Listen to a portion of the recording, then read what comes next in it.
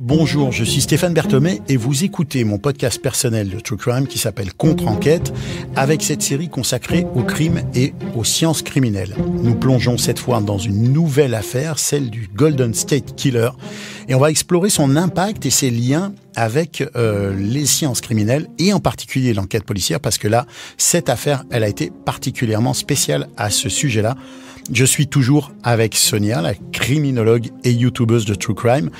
Sonia, est-ce que tu as déjà parlé du Golden State Killer dans une de tes vidéos? Non, j'en ai pas du tout parlé. Mais pourquoi? Là, c'est nouveau pour moi. Pourquoi? Peut-être parce que c'est récent. Oui, c'est vrai. C'est assez récent en vrai. Et du coup, là, techniquement, je pourrais. Mais tu sais, il y a tellement d'affaires en fait que... Pour l'instant, je n'y suis pas encore venue. Je suis contente de le faire avec toi, du coup. Merci, c'est gentil. Parmi tes 250 dossiers racontés, oui, tu vois. Voilà, le 251e s'approche rapidement.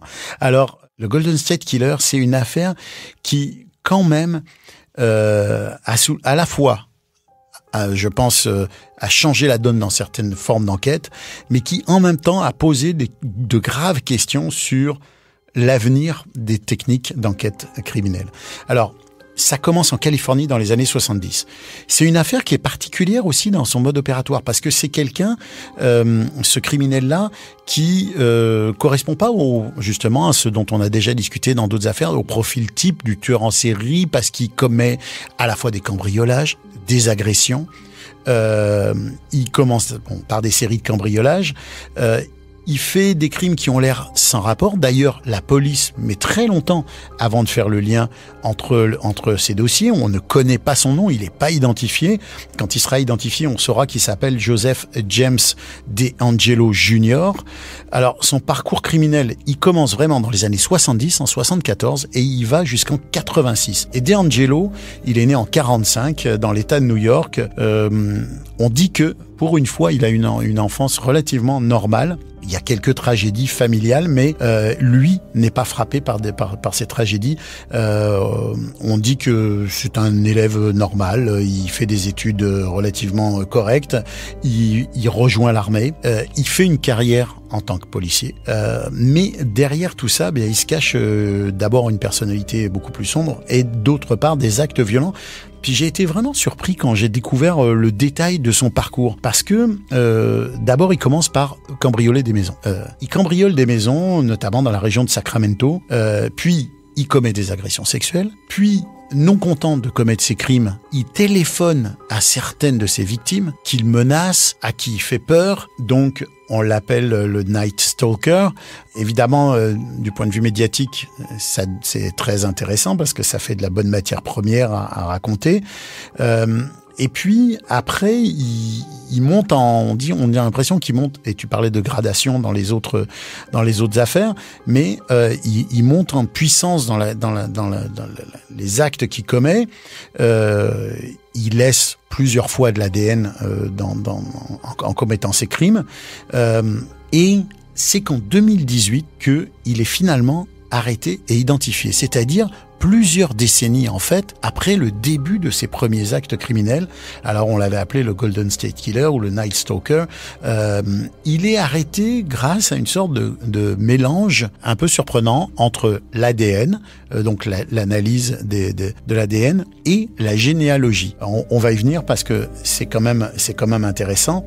Au fond, l'ADN, c'est le séquençage génétique qui nous définit tous les uns et les autres, et on sait maintenant, grâce à toutes les avancées technologiques, que chaque contact dépose un élément d'ADN et qu'il est très difficile d'éviter que son ADN soit déposé quelque part.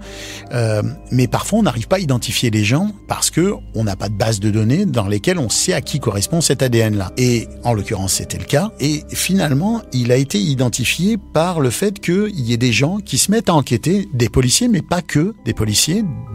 On en parlera si tu peux nous aiguiller là-dessus aussi. aussi des gens et une autrice, je crois, qui a travaillé sur le sujet et ou une journaliste, je sais plus exactement, qui a dit on va essayer de travailler d'une autre façon, c'est-à-dire on va aller chercher dans les gens qui ont donné leur ADN dans les banques de données. On sait qu'aux États-Unis, il y a un très fort mouvement de banques de données d'ADN auxquelles les gens s'adressent pour remonter leur généalogie et pour leur raconter leur histoire, ce qui part au départ d'une très bonne intention.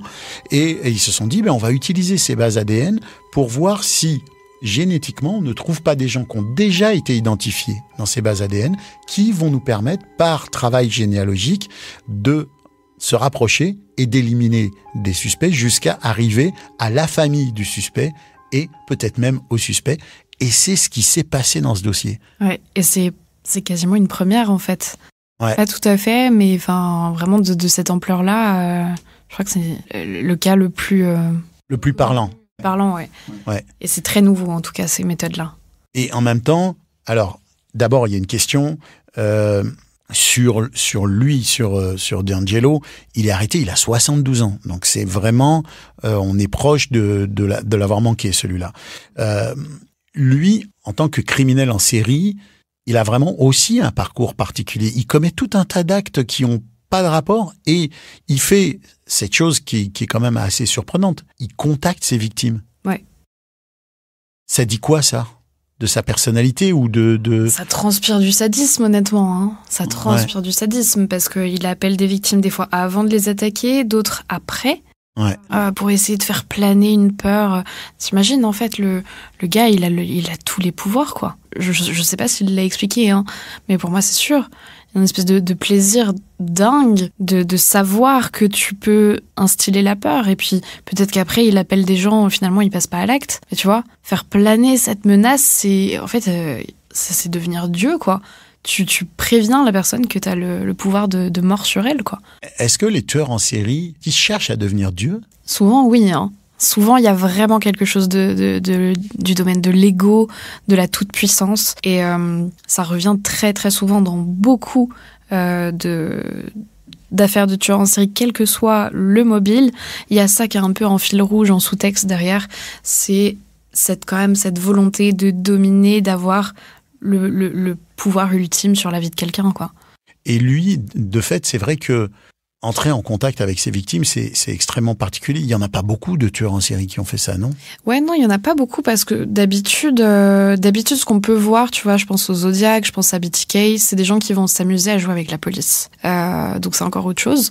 Là, effectivement, c'est vraiment, je pense, se réjouir de la peur que tu peux créer chez quelqu'un. Donc c'est comme si... le fait de s'introduire chez ces personnes, de les menacer, de les tuer, c'était pas suffisant. Il fallait encore plus profiter. Tu vois, dans l'épisode sur Ed Kemper, je te parlais des trophées. J'ai l'impression que c'est presque un espèce de trophée pas matériel, mais à nouveau, c'est faire revivre la peur et toi, en tant que tueur, l'excitation, quoi. Tu parlais des autres tueurs en série qui entrent en contact avec les autorités, le Zodiac et autres. Tout ça, c'est relié à l'ego, c'est-à-dire que le fait de menacer ses victimes, d'entrer en contact avec elles ou de jouer avec les journalistes, un jeu de devinettes et avec la police, tout est relié à l'ego? Bah ouais, parce que de un, ça fait énormément parler de toi. Tu vois, ça crée un emballement médiatique. Et puis, quand t'es le tueur, tu te dis, je suis plus malin qu'eux. Je vais les chercher, je vais les titiller et même comme ça, ils ne trouvent pas. Tu vois un peu le plaisir qu'il y a à vraiment se dire moi je suis plus intelligent qu'eux et ils me choperont pas. Ce qui m'intrigue, c'est que comment des choses aussi différentes que ça peuvent être toutes reliées à l'ego. Est-ce que ça veut dire que finalement le tueur en série, c'est une question d'ego? Pour moi, c'est presque le point commun qu'on retrouve dans quasi toutes les affaires de tueurs en série. C'est ça. Ok, mais alors, puisqu'on sait que souvent, et même si on sait que c'est pas une règle, le tueur en série est quelqu'un qui a été maltraité ou qui a eu une enfance difficile. Comment il peut avoir un aussi gros ego, et je te parle comme un néophyte, comment on peut retrouver quelqu'un qui a un ego aussi fort pour penser qu'il va être plus fort que tout le monde et qui va dominer le monde? Et c'est quoi, s'il y a un renversement, est-ce que c'est comme... Tu vois, j'ai été le plus faible et maintenant je suis le plus fort. Encore une fois, des mécanismes inconscients. Comment tu vas faire pour te rassurer, pour rebooster ton ego? Tu vas chercher des moyens. Alors, la commande des mortels n'utilise pas des méthodes aussi violentes et sadiques, mais si tu as des blessures qui ont été faites durant l'enfance, durant ton développement, certaines personnes, heureusement un tout petit pourcentage, va justement tenter de se donner l'impression que maintenant ils sont plus forts, plus dominants que les autres par ce biais-là. Il y a aussi un élément dans l'affaire de DeAngelo, là, c'est que il a vraiment laissé planer un climat pas que dans sa relation avec ses victimes, mais dans l'opinion publique. À l'époque, en Californie, il y a eu un moment où les gens avaient peur. Est-ce que, pour lui, d'arriver à insuffler sur un État quasiment au complet un sentiment d'insécurité, ça participait à son ego et à son plaisir de criminel, à son... Je suis persuadée que oui, parce que, en fait, tu deviens super important finalement. Alors, pas du tout par des bonnes actions, mais si t'as pas de moralité, finalement, en fait, l'objectif est atteint, tu vois. Et donc, ces gens-là, c'est des gars qui vont regarder ce qui est écrit sur eux, ce qui est dit sur eux, est-ce qu'ils vont collecter des... Alors, je sais pas si lui, c'était le cas, mais c'est vrai qu'il y en a beaucoup, chez qui on retrouve un peu le cliché, la petite collection de coupures de presse et tout ça, mais ça me semble, oui, faire partie du package de pourquoi est-ce que je vais entrer en contact avec les victimes, leur passer des appels, des choses comme ça. C'est vraiment... pour essayer de créer soi-même, tu sais, on parlait du mythe un peu du tueur en série, et eux, c'est certains tueurs qui participent activement à la création du mythe. T'as même des tueurs qui se donnent eux-mêmes des surnoms. La presse le fait, mais il y en a qui se donnent eux-mêmes des surnoms. Le Zodiac s'était donné lui-même le surnom du Zodiac, t'as raison. Tu vois, c'est fou. Ils participent à s'ériger comme des... À se créer un personnage. Ouais. Donc ils se créent un personnage. C'est ça. Et ça revient à ce que tu disais aussi, d'ailleurs, dans un autre épisode, le cloisonnement entre l'homme normal, la personne normale, quasi normale, et le criminel sériel. Donc, au fond, est-ce qu'en faisant que ce criminel sériel, enfin, la partie de lui, qui est la partie criminelle, devienne un personnage, ça permet aussi de l'éloigner tu vois, de la case plus normale? Ouais, c'est une bonne hypothèse, ouais, je pense. Parce que...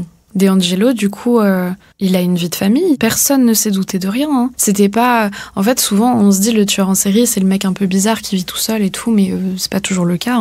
Non, ça c'est souvent une erreur. D'ailleurs, je te parlais de l'affaire du grêlé aussi dans un autre épisode, mais le grêlé, qui est un criminel en série français, qui a été arrêté, qui n'a pas été arrêté puisqu'il s'est suicidé quand il a été découvert.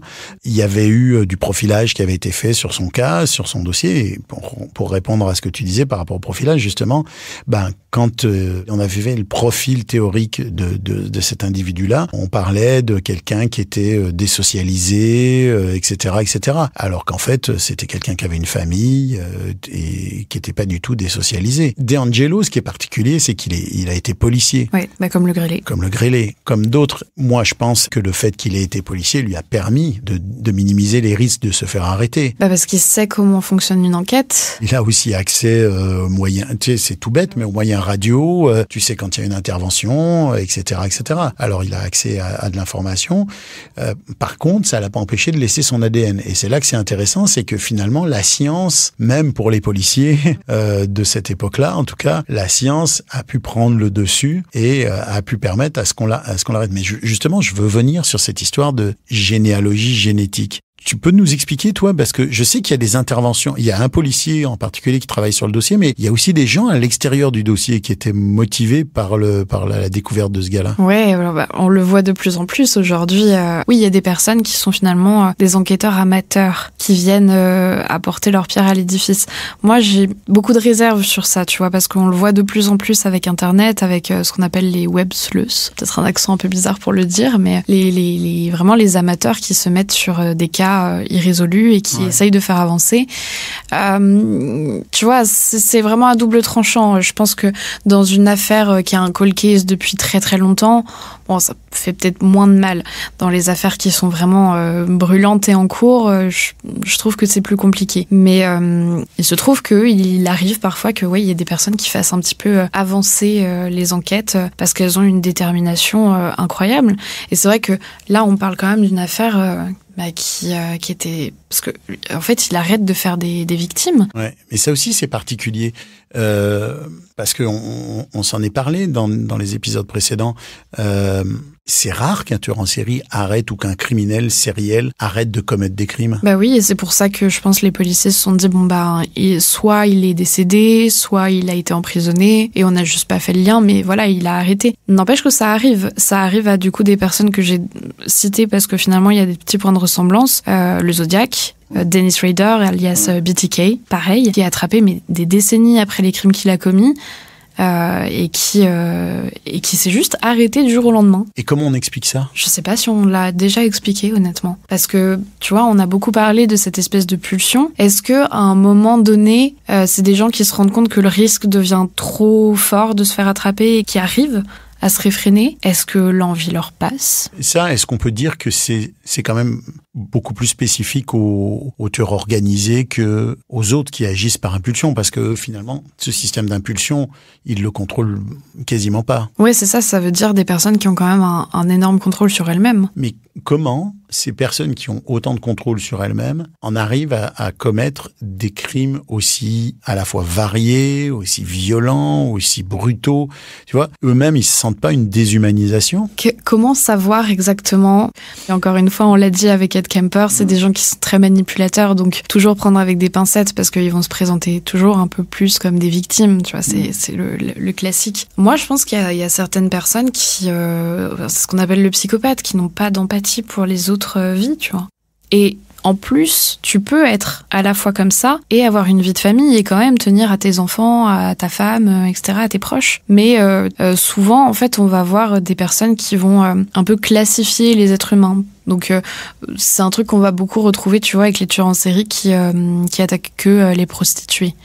Parce que ils les considèrent pas vraiment comme des êtres humains. Dans leur tête, il y a ce cloisonnement qui se fait. Genre, elles sont pas assez respectables, tu vois, donc on peut faire sur elles et pas sur les autres. Ben oui, mais est-ce que ça vient d'un schéma?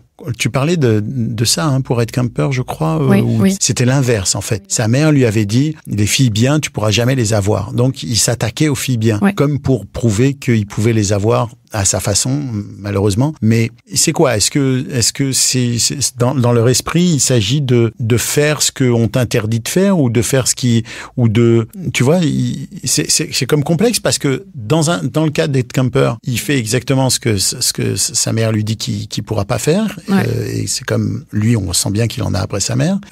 Mais dans les autres cas, c'est des gens qui s'attaquent à des catégories de personnes parce qu'elles les considèrent comme une sous-catégorie d'humains, d'une certaine façon. Ce qui est terrible à dire, mais c'est comme ça qu'eux les considèrent. C'est des aménagements psychiques, tu vois. C'est quoi un aménagement psychique? Bah, c'est quand je te parlais de clivage dans le cas de Guy Georges, tu vois, c'est un aménagement psychique qui te permet de vivre correctement vis-à-vis de toi-même, tu vois, et de la société, malgré le fait que tu commettes des choses affreuses. Et on a tous des aménagements comme ça, tu vois. C'est ce qu'on appelle aussi les mécanismes de défense que tu as par rapport à des situations qui vont être conflictuelles pour toi et comment toi, du coup, tu vas faire psychiquement et dans tes comportements pour gérer ça. Donc, il y a plein de manières différentes. En fait, on va dire que c'est comme si toi, tu avais une boîte à outils avec plein de possibilités, mais tout le monde va pas aller utiliser le même outil pour gérer la même situation. Et tout le monde va pas prendre de mauvais outils non plus, on l'espère. Moi, ce qui me surprend quand même, c'est que ce gars-là, il a... Alors bon, c'est pas que le fait qu'il soit un policier ou qui, comme d'autres, qu'il ait été militaire ou des choses comme ça, parce que on sait qu'il y a souvent quand même des corrélations entre la recherche de pouvoir dans une position de pouvoir dans la société, les médecins aussi, hein, il y a eu des cas. Mais ce qui me surprend, c'est que d'un côté, il avait cette position d'autorité, mais de l'autre côté, son parcours criminel, il a l'air complètement déstructuré à DeAngelo. Il a l'air de... Je pas dire de faire n'importe quoi, mais autant on voit de la logique, ou on met une logique sur le parcours d'Ed Kemper ou de Guy Georges ou d'autres, même Jack l'Éventreur, on met une logique sur son parcours. On arrive à le comprendre. Alors peut-être que c'est parce qu'on n'arrive pas à le comprendre que ça nous perturbe. Mais lui, moi, j'arrive vraiment pas à saisir quel moteur a pu le pousser à commettre des actes aussi différents, aussi séparés dans le temps. C'est comme si j'arrivais pas à le faire rentrer dans une case. Je pense que c'est aussi pour ça qu'on a mis autant de temps à le trouver. Tu vois, parce que en fait, quand t'agis de manière qui n'est pas du tout cohérente, effectivement, nous on cherche. C'est parce qu'on a toujours appris un peu, j'imagine, à relier les points dans une enquête. Donc peut-être que c'est horrible de se dire ça, mais peut-être que c'est la meilleure technique pour échapper aux enquêteurs, c'est d'être complètement désorganisé. Et pourtant, c'est faux, parce que tu vas aussi faire beaucoup plus d'erreurs qui feront que tu seras appréhendé. Mais c'est vrai que comment expliquer ça, je sais pas, tu vois, parce que même lui, il a pas tellement donné d'explications, il me semble. Et je me dis peut-être plusieurs hypothèses. Peut-être que c'est quelqu'un de très opportuniste, parce que j'avais vu que souvent, tu vois, il vient rôder vers une maison et il est mis en fuite à chaque fois. Puis bon, après finalement, ça se finit en tragédie. Mais tu vois, c'est un peu comme s'il passait et qu'il se dit, tiens, je tente, mais en fait, il est pas hyper organisé, il est peut-être pas aussi intelligent qu'il le pense aussi. Il tente, puis souvent il se fait mettre en déroute par des gens qui manquent de l'arrêter, et puis il part, il abandonne son vélo sur une route, il me semble, à un moment. Enfin. Mais c'est ça, est-ce que c'est ça qu'on pourrait appeler un profil mixte finalement? Est-ce que c'est ça? Ouais, parce que c'est pas le mec si organisé que ça. T'as l'impression qu'il cède à ses pulsions quand elles sont là, quoi. Donc ça serait plus le côté désorganisé. Mais que de l'autre côté, il est quand même capable d'être organisé. Voilà, il est capable d'être organisé dans le sens où finalement il revient voir la même victime, donc il a bien repéré les lieux. Il y a ce côté je stalk, je les appelle avant, après. Donc c'est effectivement un peu plus mixte. C'est certainement, probablement les gens les plus difficiles à appréhender. Et c'est peut-être aussi pour ça, parce que si on regarde bien dans l'époque où ça s'est produit, les années 70, on est 74, on revient justement à nos deux gars du FBI qui étaient en train de rencontrer Kemper et qui, à cette période-là, commençaient à mettre en place des profils qui étaient quand même très caricaturaux entre le désorganisé, le psychopathe et psychotique, tu sais, le désorganisé psychotique et le psychopathe organisé. C'est ça. Donc peut-être que lui, à cette époque-là, il correspondait pas non plus à ces schémas. Il passe entre les mailles du filet, quoi. Si t'ajoutes à ça le fait qu'il était policier, qu'il avait accès à la radio de police et qu'il savait où en étaient les enquêtes, probablement dans certains des cas, ça fait beaucoup d'éléments en sa faveur, ouais. C'est clair. Ouais. Il y a eu plein de choses qui convergent en fait pour qu'il s'en sorte. Et ce qui est intéressant, c'est qu'il peut pas imaginer que 40 ans plus tard, il y a une nouvelle technologie qui va le coincer, quoi. Et en fait, donc il y a quelqu'un de sa famille qui a envoyé son ADN pour connaître un peu sa généalogie. Donc là, il y a des sites Ancestry et autres là aux États-Unis. Ici en France, c'est interdit d'utiliser ces services-là, même s'il y a de la publicité. Il y a de la publicité, c'est ça que je comprends pas, c'est fou. Mais donc ça veut dire qu'il y a des gens de sa famille plus ou moins proches qui ont fait appel à ces services-là. Ça veut aussi dire que de l'autre côté, et ça c'est une question morale quand même assez intéressante, c'est que le FBI, les corps de police ont accès à ces bases de données qui sont de plus en plus gigantesques et qu'ils sont allés consulter les bases de données et que en faisant des comparaisons entre l'ADN qui a été retrouvé sur des scènes de crime et les ADN approximatifs, parce que au fond, ces ADN-là, l'ADN, il y a comme une sorte de lien que tu peux faire par la famille. L'ADN n'est pas absolument identique, mais il y a une partie de l'ADN qui correspond entre les différents membres d'une même famille. Et de fait, ils sont partis de son ADN à lui pour aller trouver les ADN des proches de sa famille. Et avec ça, ils se sont dit, OK, on a l'ADN de X qui est probablement de la famille de DeAngelo. Ouais, et en fait, moi j'avais lu, je crois qu'ils avaient... Enfin, c'était quelqu'un de très très loin en fait qui retrouve ça, un grand cousin, enfin arrière cousin.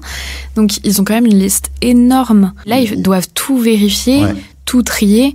Donc c'est pas non plus la solution magique. Non, parce que ça demande des moyens colossaux. Mais c'est ça, ouais. Mais c'est fou en fait de se dire que la personne qui a fait ce test de généalogie n'avait aucune idée, peut-être même déjà qu'il connaissait pas cette personne parce que c'était quand même de la famille éloignée, mais qu'il allait permettre, entre guillemets, la résolution d'une enquête d'un point d'interrogation qui était là depuis 40 ans. Et d'un autre côté, moi je me dis, la responsabilité finalement qu'il y a sur ses épaules. Tu vois, enfin, là c'est bien parce que ça permet d'attraper un tueur en série. Mais mettons, toi et moi, on va faire un test et puis ça fait arrêter quelqu'un de super proche de toi. Tu vois, ça dépend ce qu'il a fait parce que... Mais est-ce que ça peut aller plus loin ? Il est certain que ces histoires de tests, ça pose des graves questions sur d'abord l'accès aux données personnelles, les données biométriques, parce que là, ce que ça fait, c'est que ça constitue une gigantesque base de données biométriques. dont les gens n'ont pas forcément conscience justement de l'impact et du risque que, entre guillemets, que ça représente. Parce que oui, il y a les corps de police qui peuvent y accéder, puis c'est légal aux États-Unis en tout cas, donc ils le font légalement, ils respectent la loi, même si les gens sont pas forcément au courant du fait que c'est possible.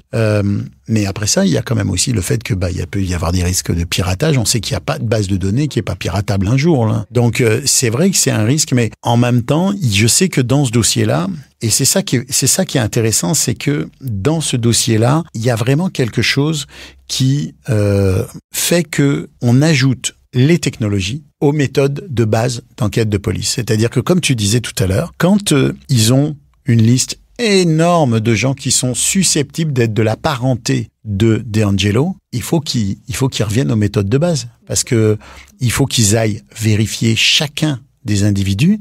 Et je sais que dans le cas de DeAngelo, quand il remonte jusqu'à lui, il le surveille, il l'arrête pas tout de suite. Et oui, c'est ça. Et là, ils vont aller, et c'était peut-être une autre question éthique, ils vont aller prélever son ADN à son insu. Exact. Ils vont faire une ultime vérification qui est de récupérer un objet qui lui appartient.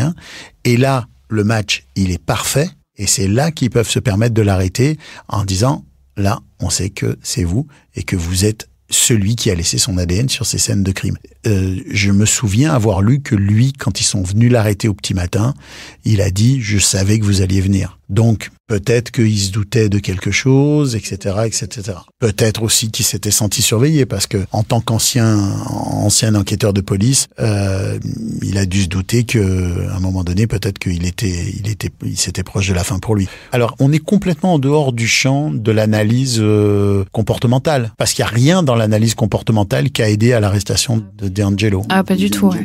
Mais elle est quand même symptomatique de ce que les sciences criminelles peuvent apporter. Mais ouais, c'est trop intéressant. J'adore suivre justement l'évolution, tu vois, voir de quoi on est parti. Enfin, il y a 100 ans à peine, on se basait encore sur la taille du crâne des gens pour savoir s'ils étaient coupables ou pas dans une affaire. Enfin, allez, j'exagère, il y a 150 ans. Pour savoir s'ils avaient un profil de criminel ou pas. Aujourd'hui, avec un bout de mouchoir de ton arrière-grand-oncle, on peut t'attraper. Enfin, c'est fou de se dire, en fait, jusqu'où ça va aller. Parce que moi, je me dis, là, on l'arrête sur des choses qu'il a laissées il y a 40 ans, dont il n'avait pas conscience. Parce que dans les années 70, l'ADN, on ne connaissait même pas. Si ça se trouve, dans 50 ans, est-ce que c'est possible encore qu'on découvre des nouvelles choses, tu sais, des traces qu'on laisse, qu'on connaissait même pas? Enfin, c'est assez dingue de se prendre à arriver à ces choses-là, quoi. Ouais, mais en même temps, c'est inquiétant. Les traces numériques qu'on laisse, c'est pareil, ça commence tout juste à être un peu...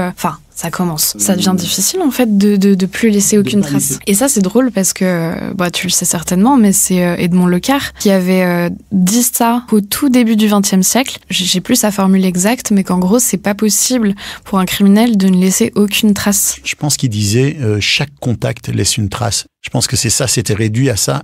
Un contact égale une trace. Un visionnaire, quoi.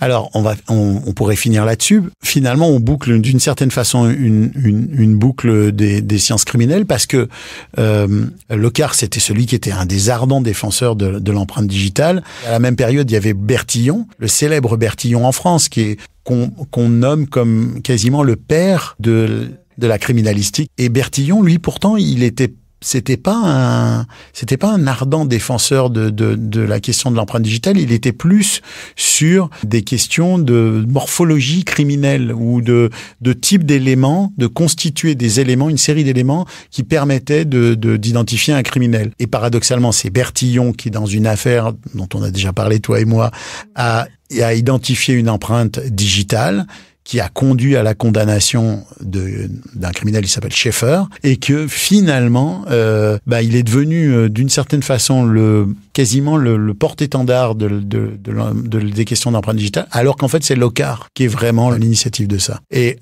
on est quand même au début du siècle là, avec ces technologies-là, ces premières méthodes-là.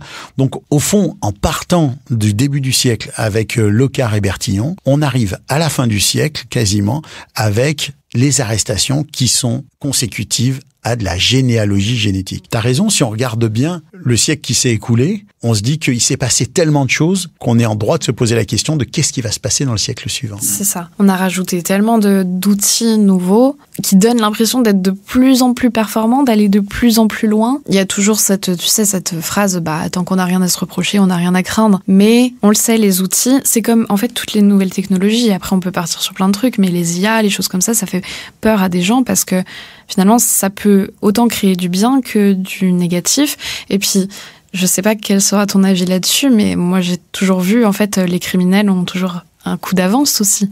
Donc, qu'est-ce qu'on va avoir comme nouvelle forme de criminalité pour s'adapter à ces choses-là, tu vois? Est-ce qu'on va arriver à la fin des tueurs en série, par exemple? Et c'est une bonne question, ça. Est-ce qu'il y a moins de tueurs en série depuis qu'il y a plus de technologie et de sciences criminelles? Il me semble que oui, ça baisse parce que du coup, on les arrête plus vite. Et donc, finalement, tu vois, des trucs qui s'étendent sur autant de temps, ça se fait de moins en moins. Finalement, on boucle notre boucle puisque avec Jack l'Éventreur, qui est notre premier épisode pour arriver aujourd'hui au Golden State Killer, on a un criminel qui a jamais été arrêté en 1888 et aujourd'hui un criminel qui a été identifié et arrêté par des moyens on peut dire ultra technologiques parce que quand même c'est assez impressionnant. Sonia, je te remercie d'avoir participé à cette mini-série d'épisodes. Qu'est-ce qu'on peut dire de ces conversations sur ces affaires-là? Écoute, déjà, moi, je suis toujours ravie de pouvoir parler d'affaires criminelles avec des personnes qui sont aussi passionnées que moi. Donc, c'est un plaisir de faire ce projet déjà avec toi sur ces sujets-là parce que j'aime beaucoup. Et puis, c'est chouette d'aller explorer des choses un petit peu différentes de moi, ce que je fais aussi sur YouTube, tu vois. Parler un peu plus de ce côté enquête, technologie que j'ai moins. Et d'avoir toi, ton analyse, tes questions, ton expérience. Et je sais pas, j'ai beaucoup aimé ces conversations. Donc s'il y a d'autres épisodes, ça serait chouette. Oui, on va s'organiser pour en faire. Alors, je vous encourage à aller suivre les vidéos de Sonia sur sa chaîne YouTube. Il y a beaucoup de choses. Il y a des choses qui font peur, des fois. Je trouve que tu vas dans des sujets difficile, mais ce que j'aime beaucoup, et je le dis parce que je considère que c'est important, c'est que tu ne racontes pas des histoires juste pour raconter des histoires, mais tu mets toujours une certaine distance et une certaine part d'analyse dans tes vidéos. Et ça fait de toi, je trouve, quelqu'un qui fait une vraie différence dans cet univers du true crime. Alors, de mon côté, j'espère que vous avez aimé ces épisodes et que vous allez retrouver ce podcast sous la forme de nouveaux épisodes ou d'autres, parce qu'il y a d'autres petits projets qui s'en viennent avec ce podcast qui s'appelle Contre-Enquête. Et puis, abonnez-vous déjà au podcast pour être sûr de pouvoir avoir connaissance de nouveaux épisodes. Et écrivez-nous. Vous pouvez écrire à Sonia aussi via sa chaîne YouTube ou via ses réseaux sociaux. Est-ce que tu veux nous donner tes coordonnées sur les réseaux sociaux? Je suis absolument partout, toujours sous le nom Sonia Liu, donc Sonia avec un Y et LWU sur Twitter, sur Instagram, sur Twitch, sur Facebook. Un peu partout. Moi, je vous remercie de nous avoir écoutés. Sonia, je te remercie d'avoir participé à cette série d'épisodes. C'était un vrai plaisir. Moi, j'ai appris beaucoup de choses. J'aime beaucoup ça aussi, discuter avec toi parce que tu as vraiment un recul qui est vachement intéressant sur ces dossiers-là. Encore une fois, abonnez-vous au podcast Contre-Enquête. Je vous dis à très bientôt. Et Sonia, à très bientôt peut-être. À très bientôt, j'espère.